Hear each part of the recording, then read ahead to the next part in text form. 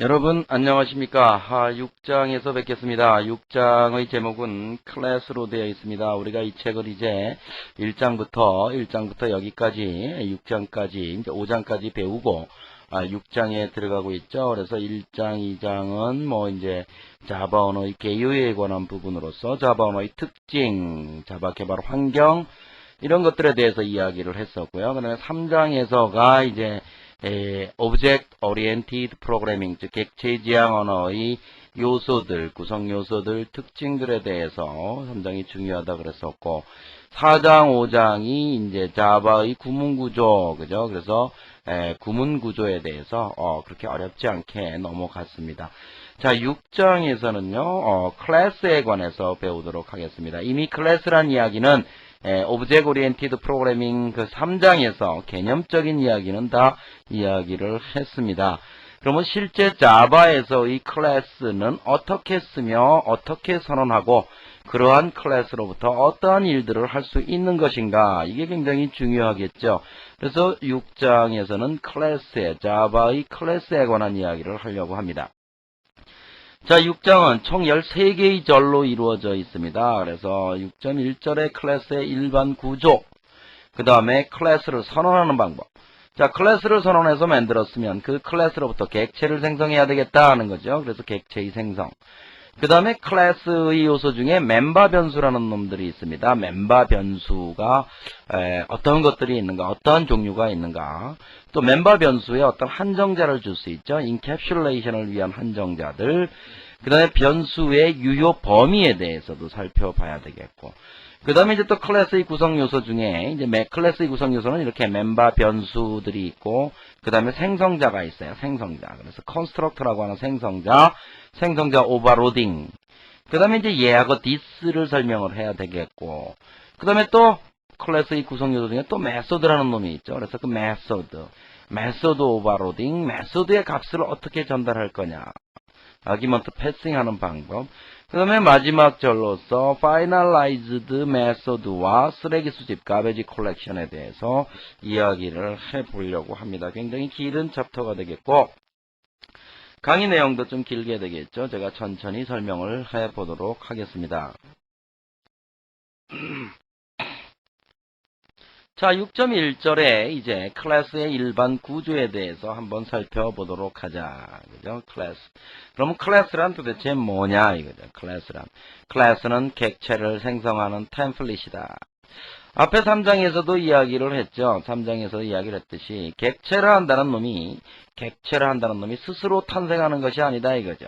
스스로 만들어지는 것이 아니다. 자, 그것은 항상 클래스라고 하는 틀로부터 뿅 하고 탄생하는 것이다. 클래스라고 하는 것으로부터, 이 틀로부터 객체가 실체화, 인스탄시에이션이라고 그랬죠. 실체화되는 것이다. 즉, 클래스가 실체화된 것이 바로 객체이다. 이렇게 이야기하면 되겠죠. 뭐 여러 가지 용어를 써서 설명을 할 수 있을 텐데, 어찌됐든 클래스는 객체를 생성하는 형판이고, 객체는 반드시 클래스로부터 탄생해야 된다. 자, 기존의 언어들, 준객체 지향 언어라고 할 수 있는 언어들이 있죠. 우리가 쓰고 있는, 이제 스크립트 언어 중에도 이제 자바스크립트 같은 경우가 이제 객체 지향의 개념을 가지고 있어요. 이 개념이, 스크립트 같은데 클래스는 없어요. 근데 객체는 있어요. 그건 자바스크립트에서 정의된 객체이기 때문에 그냥 가져다 쓸 수 있는 그 객체에는 어떤 다른 조작을 할 수가 없죠. 그 자체를 변동시킬 수 없죠. 그 다음에 그 외의 언어들에서도, 객체만 그냥, 설명해 놓은 언어들이 있어요. 객체만 바로 쓸 수 있는. 자, 그러한, 언어들은 진정한 의미의 객체 지향 언어라고 볼 수 없고, 진정한 의미의 객체 지향 언어를 한다는 것은 반드시 객체는 클래스로부터 탄생을 하는 것이다. 요거를 항상 염두에 두시고요. 그러면 결국에는 자바 프로그램은 뭐라 그랬습니까? 자바 프로그램은 결국에는 객체 1, 객체 2, 객체 3 이런 것들을 모아가지고 서로 메시지를 주고받게 해서 이렇게 프로그램 하나를 만들어가는 게 자바 프로그램이라고 했기 때문에 곧 객체들의 집합은 곧 클래스의 집합이다라는 말과 일맥상통해요. 그래서 앞으로 이제 여러분들이 내가 객체를 만들 때 이렇게 이야기한 얘기는 곧 무슨 얘기예요? 클래스를 만들 때 그 얘기랑 똑같은 얘기예요. 왜냐하면 이 객체를 만들기 위해서는 클래스를 만들어야 되고 그 클래스로부터 뿅 하고 생성을 해야 되기 때문에 그래서 결국에는 자바 프로그램은 클래스의 집합이다. 이렇게 이야기할 수도 있어요. 자바 프로그램은 객체의 집합이다. 이렇게 이야기할 수 있듯이 자바 프로그램은 클래스의 집합이다. 자, 그 다음에 이제 클래스는 두 개의 구성 요소. 아까 우리가 앞에서 뭐라 그랬어요? 3장에서 객체는 두 개의 구성 요소를 가진다. 하나는 그 객체의 속성과 또 하나는 그 객체의 데이터, 즉 속성을 뒤지고 복구할 수 있는 메소드로 구성이 된다. 클래스 역시 마찬가지일 것이다. 객체가 가질 수 있는 데이터의 속성 또는 데이터 자체, 값이 있는 거죠. 데이터는 값을 의미하는 거죠. 데이터의 속성이라는 얘기는 뭐예요? 인테자 A, 이게 데이터의 속성이에요. A라고 하는 변수가 있는데 그것의 타입은 인테자다. 그런데 인테자 A에다가 O를 집어넣었다. 이건 뭐까지 한 거예요? 데이터의 속성뿐만 아니라 그것의 값까지 표현해버렸죠. 그러니까 클래스에는 이런 값도 가질 수 있어요. 꼭 속성만 가질 수 있는 것은 아니다. 그걸 꼭 아셔야 되겠죠. 그러면 값을 가질 경우에는 이 클래스로부터 생성된 객체는 모두 다 이 값으로 세팅이 되어 있겠죠. 속성만 가질 때는 어떻게 돼요? 이 클래스로부터 생성된 객체가 이 속성의 실제 값은 객체들마다 서로 다른 값을 가질 수 있어요. 그런 객체를 생성할 때 매개 변수로 주어서 그 값을 조정할 수 있고, 우리 3장에서 그랬죠. 학생 클래스로부터 뿅 생성될 때 이름, 김말동, 학년, 몇 학년, 학과, 무슨 학과 이렇게 해서 생성하니까 이름, 학년, 학과는 속성이고 실제 김말동 컴퓨터공학과 4학년 이건 데이터죠. 자, 그것을 구분할 수 있어야 되겠죠. 자, 데이터를 조절할 수 있는 메소드를 가져야 된다. 자, 이렇게 클래스는 두 개의 구성 요소를 가질 수 있다 한다는 것을 꼭 아셔야 되겠고, 그 다음에 이제 클래스의 구성에 대해서 살펴보자. 자, 클래스가 있다. 자, 그럼 클래스를 어떻게 나눌 거냐? 일단 클래스를 나눌 수 있다면 이렇게 헤더 부분과 클래스 멤버 크게 나누면 그거야. 클래스 헤더와 멤버로 나누고, 클래스 헤더는 말 그대로 클래스, 그죠? 이 다음 슬라이드에 나오지만 클래스 이름, 이 부분이 헤더예요. 이 안에 들어간 건 뭐예요? 이 안에 들어간 거. 이게 바로 뭐예요? 멤버. 그죠? 이게 멤버. 그렇게 보시면 돼요. 이 멤버에는 그럼 이제 여러 가지가 있을 수 있죠. 자, 명료합니다. 클래스 멤버는 멤버, 변수, 생성자, 메소드 이 외의 것은 없습니다. 그죠? 클래스에 이 외의 것은 있을 수가 없어요. 자, 클래스 내부에는 반드시 뭐가 있다? 멤버 변수가 있거나 생성자가 있거나 메소드, 그 외에 다른 것은 존재할 수 없다. 그럼 우리는 멤버 변수가 도대체 뭐고 생성자가 도대체 뭐고 메소드가 도대체 무엇인지만 알면 돼요. 그래서 이 책에 뭐예요? 첫 슬라이드에서 어떻게 했어요? 쭉 13개에 보니까 여기서부터 여기 이제 클래스 전체에 관한 이야기고, 여기서부터 멤버 변수에 관한 이야기이고, 여기서부터 생성자에 관한 이야기이고, 여기까지가 그 다음에 여기서부터 뭐야? 메소드에 관한 이야기, 이렇게 세 개로 나눠놔서 제가 설명을 하고 있는 것입니다. 자, 그래서 클래스는 이렇게 반드시 아셔야 됩니다. 이 멤버 변수는 또 나눠져요. 이제 뒤에 6.4절의 멤버 변수절에 가서. 그래서 이 구조를 확실히 여러분들이 인지하고 계셔야 됩니다.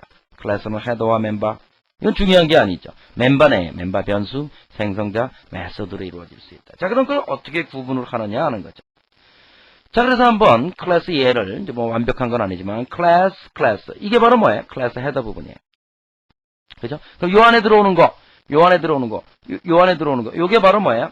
요 안에 들어오는 거. 여기서부터 여기까지가 클래스 멤버 부분이다 이거죠. 클래스 멤버 부분이다. 자, 클래스 멤버에는 뭐가 있다 그랬어요? 멤버 변수. 자, 멤버 변수는 뭡니까? 클래스 내 메소드들 밖에 선언된 것들이에요. 그죠?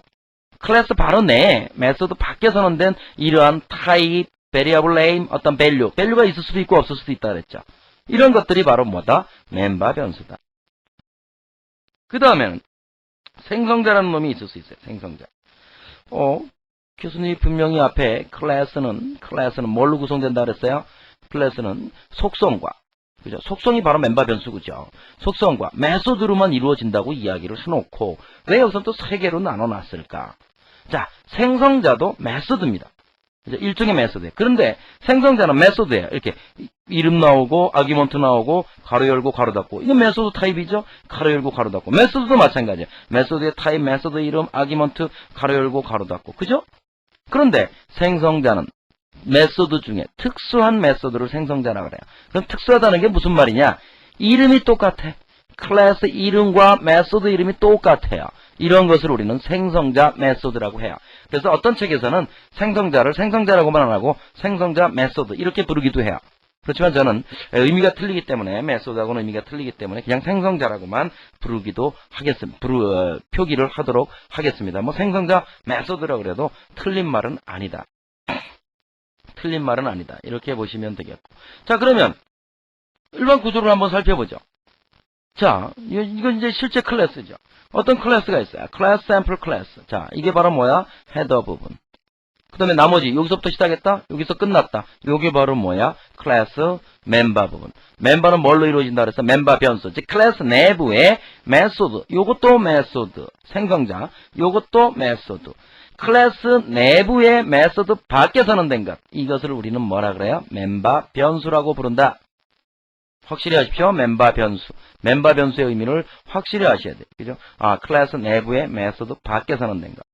메소드는 메소드인데, 메소드 같은데 이름이 뭐와 똑같아? 클래스의 이름과 똑같은 이러한 메소드를 우리는 생성자라 한다. 그래서 이름이 클래스명과 똑같다. 이렇게 돼 있죠. 그죠? 자, 이 매개 변수 뭐 이런 건 지금 설명하지 맙시다. 지금 뭐만 구분할 수 있으면 돼요? 클래스의 구성 요소만 구분할 수 있으면 돼요. 이건 멤버 변수구나. 이거 생성자로구나. 이거는 public integer sum. 그 외의 것. 메소드는 메소드인데 이름이 같지 않는 거. 이건 일반 메소드야. public integer sum 메소드야. 이거는 뭐냐 이거죠. 이거는 뭐냐 이게. 메소드 안에 integer d. 여기 integer c. 이것과 이것의 틀린 점은 뭐예요? 얘는 클래스 내부의 메소드 밖에서는 된 변수가 integer c, b, a죠. 얘는 뭐야? 메소드 내부에서는 된 메소드 내부에서는 된 변수란 말이죠. 이런 변수를 우리는 뭐라 그래요? 메소드 지역 변수, 메소드 지역 변수라고 해서 이 메소드 내에서만 유효한 변수다. 이거는 메소드 지역 변수예요. 멤버 변수가 절대 아니다라는 얘기죠. 그럼 이건 무슨 얘기예요? 멤버 변수가 아니다라는 얘기는 이 클래스로부터 객체가 뿅 생성했다. 어떤 객체가 있다. 그 객체는 뭘 가진다 그래요? 속성 가진다 그랬어. 그럼 인테저 A 가져야 안 가져? 가지죠. 인테저 B 가져야 안 가져? 가져야. 그죠? B. 인테저 C 가져야? 가지죠. 인테저 D를 가지느냐? 안 가지죠. 왜냐하면 이놈은 메소드 지역 변수니까 이 객체가 가지고 있는 메소드의 안에서 지가 선언된 변수니까 객체의 속성은 아니다라고 볼 수밖에 없죠. 물론 앞에서 3장에서 잠깐 이야기를 했지만 어떤 클래스로부터 객체가 뿅 생성이 됐을 때 그 객체가 실제 그 객체는 어디에 생성이 돼요? 메모리에 생성이 되죠. 메모리에 생성이 될 때 그 객체가 실제 메소드를 가지고 있느냐 없느냐? 가지고 있잖아요. 그 메소드는 클래스에 있어요. 클래스 메모리에. 그냥 메인 메모리가 이렇게 있다면 메인 메모리에 여기 클래스가 있다고 생각을 하면 돼요. 클래스 메모리가. 클래스가 들어와 있는 메모리가 있겠죠. 그러면 여기서부터 객체가 하나 생성되면 그 밑에 객체 메모리가 생기겠죠. 그 에리어에. 여기에 속성만 있어요. 속성만 있고 실제 메소드에 대한 호출이 일어나면 클래스에 있는 메소드를 공유해서 그 놈을 수행하면 되니까. 왜냐하면 하나의 클래스로부터 객체가 100개 생성됐다. 그러면 여기에 메소드가 한 50개 있는데 50개를 다 객체들이 중복해서 코드를 가지고 있을 필요가 있느냐 하는 거죠.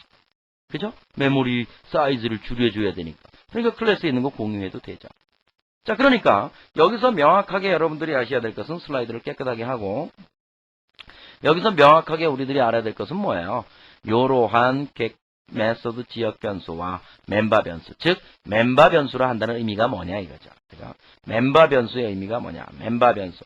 자, 이 클래스로부터 객체가 생성이 됐다. 그러면 메모리의 구조를 잘 안 그려집니다만은 메모리의 구조. 일단 클래스로부터 객체가 생성되기 위해서는 클래스가 메모리에 존재해야 돼요. 그럼 클래스가 이렇게 있어요. 자, 이것으로부터 new 해가지고 메모리, new해서 이것으로부터 객체 A가 생성이 됐어요. 그럼 객체 A가 이렇게 이제 여기에 생성이 됩니다. 그럼 얘가 실제 가지고 있는 건 뭐냐? integer A, integer B, integer C. 이 클래스와 같은 경우에는 이것만 가지고 있다는 거죠. 다른 거는 가지고 있을 일이 없죠. 그렇죠? 메소드는 클래스에 가서 찾아오면 되고, 그죠? 그 외의 것, 지금 이런 것처럼 메소드 지역 변수는 누가 가지고 있어요? 클래스 메모리에 여기 인테저 D하고 선언되어 있겠죠. 이 안에서만 쓰이는 것일 테니까. 자, 클래스의 일반 구조에 관한 이야기였습니다. 자, 여기서 다시 중요한 것은 뭐다? 클래스는 헤더와 바디를 이루어진다. 바디 부분은 이렇게 멤버, 변수와 생성자와 멤버, 변수는 클래스 내 메소드 밖에, 생성자는 메소드 같은데 이름이 클래스 이름과 똑같은 메소드를 생성자라 한다. 그 다음에 일반 메소드. 이 세 개의 외에는 클래스 내에 존재할 수 있는 것이 없다. 이렇게 생각을 하시면 되겠습니다. 자, 6.2절에서 뵙도록 하죠.